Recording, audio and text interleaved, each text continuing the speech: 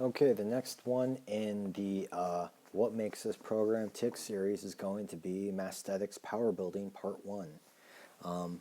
As I said before, this was offered for free by mpsfree.com after Simon and Garrett had their falling out. So you could get all of these programs for free. And that is a big advantage of these programs.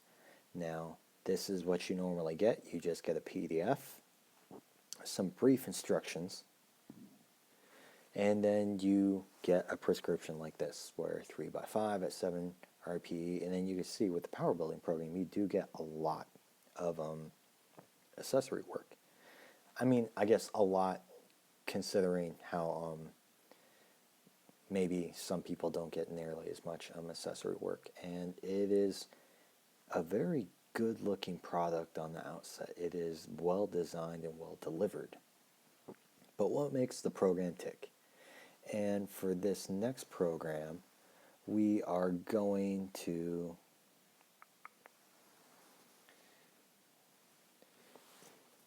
so this is all RPE based. So that's different considering Massthetics normally works on more of a percent based program.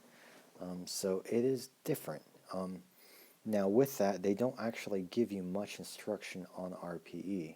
They just tell you, oh, well, here's a link to an article from Elite FTS.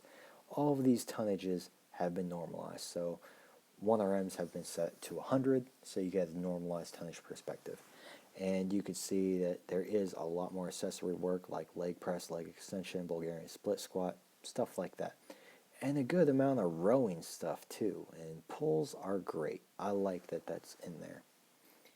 So the way it is delivered is a lot of this many sets, this many reps, this RPE. And then we'll go into what the data looks like. Like I said, everything has been normalized in tonnages, and we'll look at things from average intensity, and relative intensity is just like how close you get to grind town, how hard an effort it is. And I've said before in another review that you could generally see the character of the person that built this out. And what I mean by that is that there is a strong preference for deadlift volume. You'll see that this gets up to 10, which is really not horrible. 10 sets per week is not bad. But when you consider that, like, squats are like 3 or 4 per week, like, that doesn't make any goddamn sense. I've always squatted more than I deadlifted per week, and I've really never seen any programs that have more squats than they do deadlifts per week. And I think that's just because, like, some people really do have better work capacity when it comes to deadlifts than they do squats. And I think that's very likely with sumo pullers. And given how, even if you pull conventional, you're going to see sumo put in here, that kind of leads me to believe that Simon, who I believe wrote this, is a sumo puller and has a high deadlift work capacity. So, what does it look like? Well, with the squat, it really only goes from 75 to 85% of 1RM. Bench press, you're going to see a little bit more varied. Goes from below 70 to 85-ish. Deadlift, you're going to see that's where it gets really high intensity, and that's why I said it looks like his character has shown through. Now, again, we've assumed no change in strength, so constant throughout.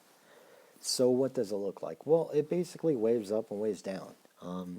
This power building program makes a little bit more sense because you see a general trend for increase in intensity after you have this volume accumulation phase, and then you kind of see the same thing mirrored in relative intensity, which makes sense. Like, build volume. Once you build volume, start peaking, and everything seems to follow the general trend. Now that's number of lifts.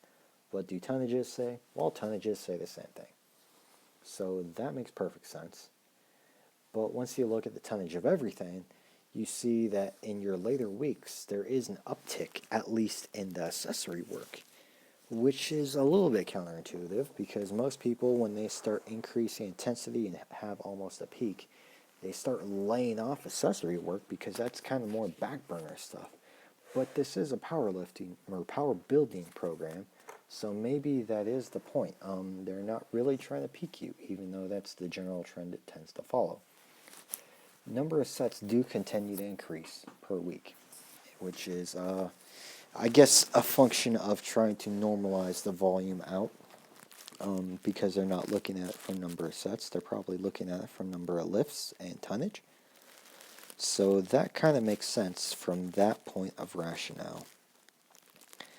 In terms of the variations you get high bar or high bar front squat. That's it. For bench press, I have included the barbell dumbbell bench press as an accessory. Close grip is there. And then you have conventional, or here's what's interesting, either do sumo or do hip thrust.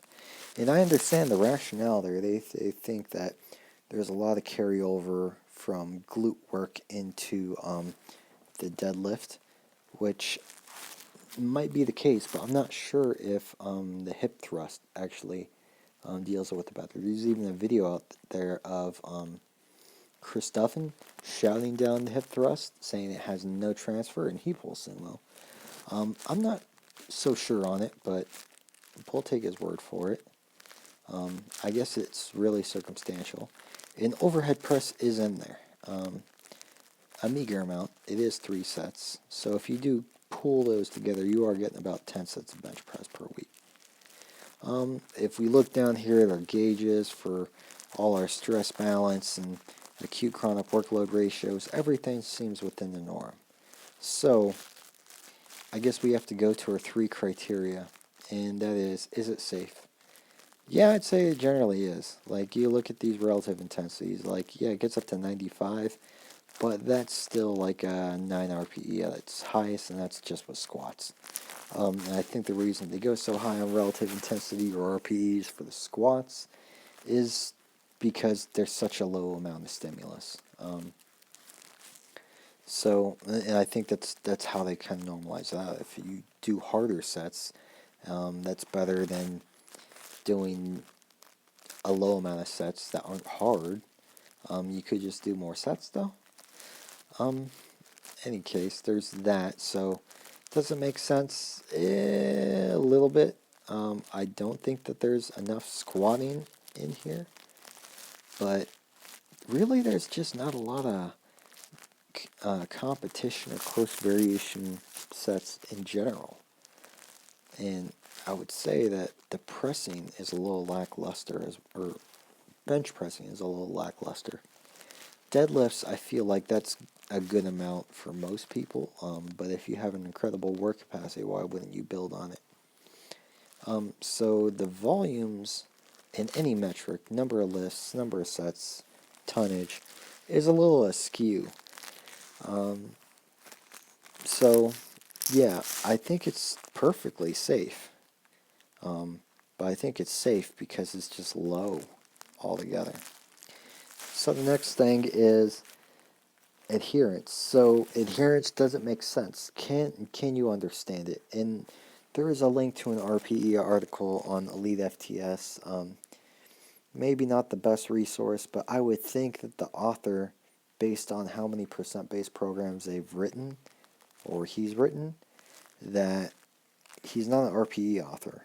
And I'm not going to fault him for that, but if you don't program RPE that often, why will you build it out like that? Just stick with what you're good at. Not everyone has to program RPE. So it doesn't make sense. Yeah, I think it's generally there. And you could see that there is an understandable trend of what they're trying to do. So I'm not going to fault them on that. So I think adherence is generally all there. A lot better than the full power programs. And then there's the last thing, which is outcomes. And outcomes, power building. Power building just builds size. Do I think that's there? To be honest, I'm not sure. It's like power building, I expect to have higher volumes, and it's not there in the main lifts. There is a lot of accessory work, and it does take up at the end, so maybe it's there? I don't know. I'm not seeing it. And to be honest, the way I've seen a lot of Massthetics programs, like, the main pull to them is that they're free. And honestly, they just don't make sense to me. Because if you look at other programs like GZCL, like, they kind of guide you toward what a normal progression should be. And